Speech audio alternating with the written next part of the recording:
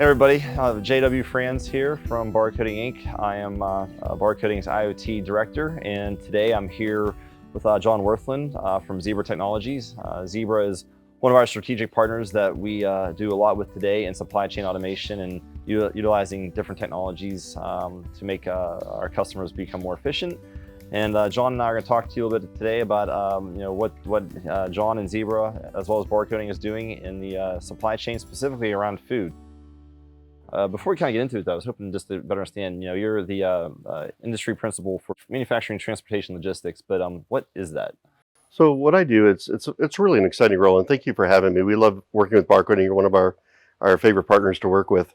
What I do is I have a background in logistics and IT, and I understand our solutions. So I partner with our customers at a more strategic level, understanding where their business is trying to go. Hopefully, have an opportunity to look at their environment and then identify what relevant solutions would be applicable to them. Okay. So we do that, for individual customers as well as look at, industries like food and other industries like that. And just to get a little deeper, I mean, on the whole food part of this. So specifically in food, what is it that you and Zebra are looking at today with food? I know that over the last few years we've been hearing a lot about the Food Safety Modernization Act, FSMA, and Section 204. And I'm sure that that ties into some of the things you're doing. But what is it that's really catching your attention these days as it relates to food traceability? Well, I think the labor shortage is really what's core, where we're seeing our customers looking to modernize at a very accelerated rate.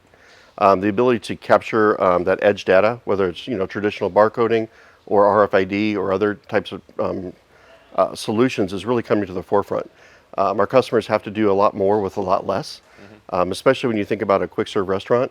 As you know, the pandemic, the labor shortages and the unpredictability of whether you're going to have 5 people on staff or at the last minute you're going to have 4. Those restaurants are strained to be able to provide that customer experience that they're scheduled to do. Right. And FSMA wants us to have more visibility, better accuracy on what levels of food are in the back room, as well as the condition of those foods. Are they expired? Are they going to be expired? And that's really a tough lift, considering that the labor shortage is already there. So we're seeing a quick adoption in a lot of our key national QSR or quick serve restaurant accounts to be able to put in more sensor-based technology like RFID to be able to automate the tracking of inventory and to be able to use handheld devices and more fixed solutions in order to understand when something's going to go out of be expired and to be able to locate that quickly. RFID capabilities have increased dramatically over the last 2 to 3 years. It's become more viable technically, and so it represents less of a risk from a capital investment standpoint. And also the ongoing cost of the tags have come down quite a bit. So now customers are starting to understand that I can incorporate an RFID inlay into my existing label and use that to track product coming in and out of the front of office to back of office. So now that I can do that, I don't have to have an associate doing inventory on a clipboard, right, and putting it into a system and wasting all that time. I can do that automatically, right? And so that's really what we're seeing, is the ability to capture that information more dynamically and more efficiently, and then be able to leverage that data and do interesting things with it.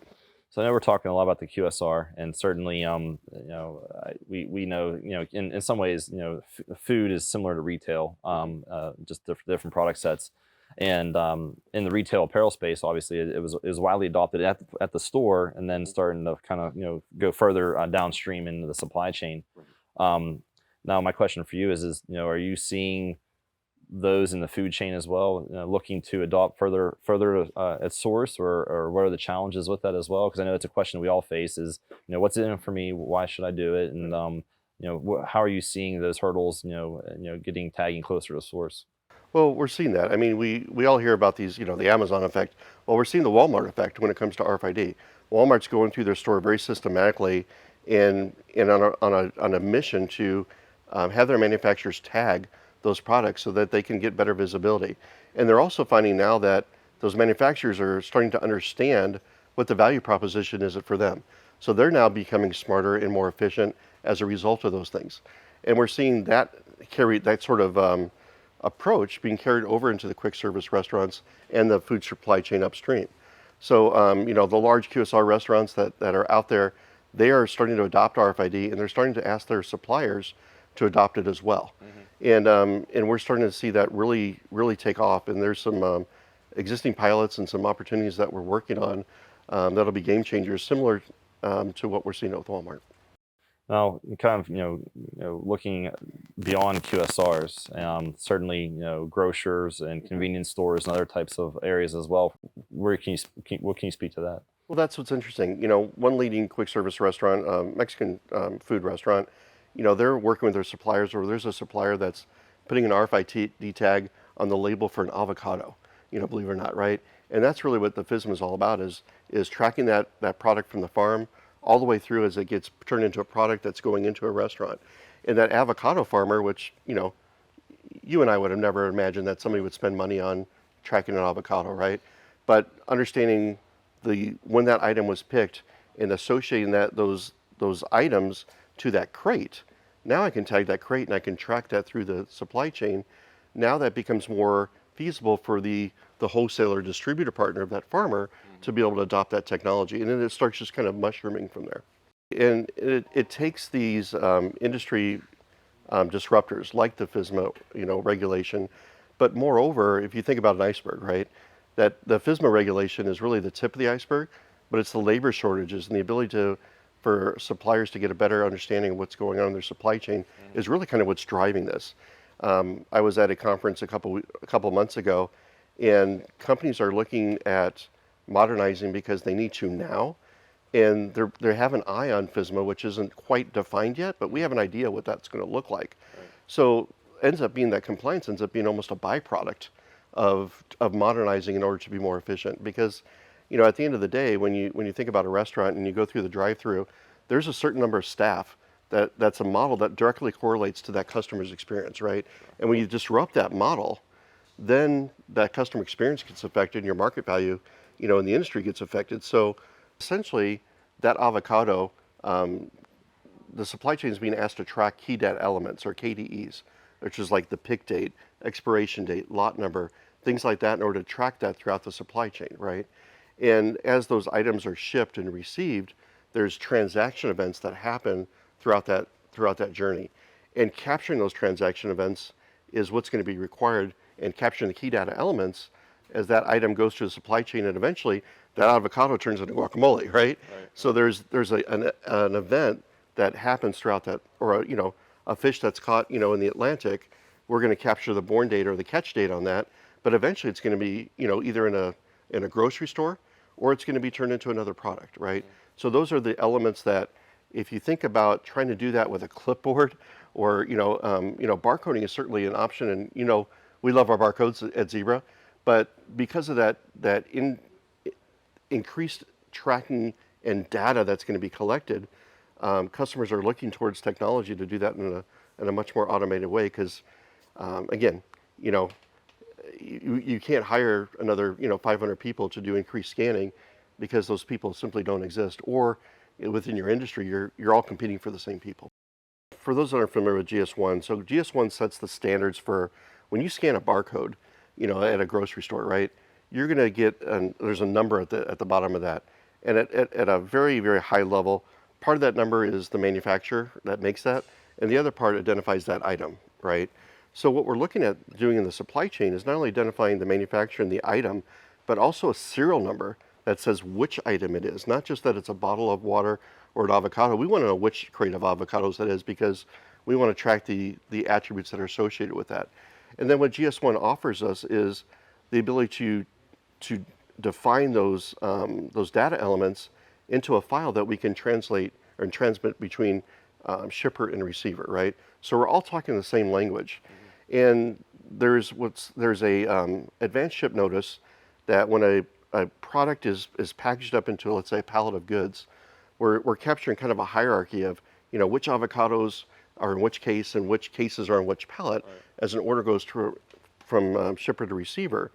And there's a data file called the EPCIS, and it's electronic product. I can't remember the acronym. That's homework for everybody in the world here to look that up. But what that does is it defines the standard of how those data elements are put into that file, so that it's like a walkie-talkie, so that everybody's on the same page as that information gets sent from shipper to receiver and down throughout the supply chain. No, all good points. And there's a few things you commented on, and we're getting into the data sharing aspect of it. And again, not holding you to the details around GS1, but certainly since you mentioned EPCIS, and knowing that the most recent version was just released, do you see that EPCIS 2.0 helping streamline some of your efforts around the food traceability initiative, or do you see that bringing any benefit to your conversation? I do. EPCS 2.0 is, again, reaffirming those data standards that were in the first version. But now also we're starting to see that sensor-based information like humidity and temperature can now be included within those records as well, which is huge, especially when you're talking about food, talking about frozen food and things like that. You want to be able to transmit that information as well, because we're starting to see that not only do you want to capture that pallet of product as it comes in the dock door, but you also want to have a data log or some kind of temperature sensing device that can track to make sure that the condition or the temperature of those goods stayed within its set parameters as it goes through. So if you're coming to the dock door, I'd like to be able to receive it, but also be able to sense that data so that if it did fall out of that or have an excursion, like we call it, that driver can immediately be aware that, hey, instead of putting this into the stock, put it into quarantine so we can investigate and deal with that right then versus trying to download that information and finding out about 3 days ago or 3 days later. Do you foresee that the sensory data aspect of it being something that might be tied more to a mandate at some point in the future, or is that more of a nice to have, not necessarily a need to have? Yeah, I don't see the FDA as a governing body saying, hey, industry, you need to adopt RFID. I don't see the 2D barcoding ever going away. That 2D barcode and that the human readables on the label are always going to be there, right? Because somewhere in the supply chain, you have to have an equal playing field for everybody to play in, right? But by adding that inlay to be able to capture that data automatically, so I can capture 100 items at one time versus one, there's definitely places in a distribution center where I could see that I would want to adopt that technology sooner than later. But if I'm in a small shop, scanning is just fine. Or if I'm eating at a farmer's market, right? That vendor still needs to be able to track that, but they don't have the volume that really necessitates the investment in that type of technology. What do you see being of interest when customers are evaluating the appropriate partner to help them kind of comply with food traceability initiatives? Well, I think our relationship with barcoding, Zebra gets involved at a strategic level, but we don't do a lot of direct, hands-on like you guys do.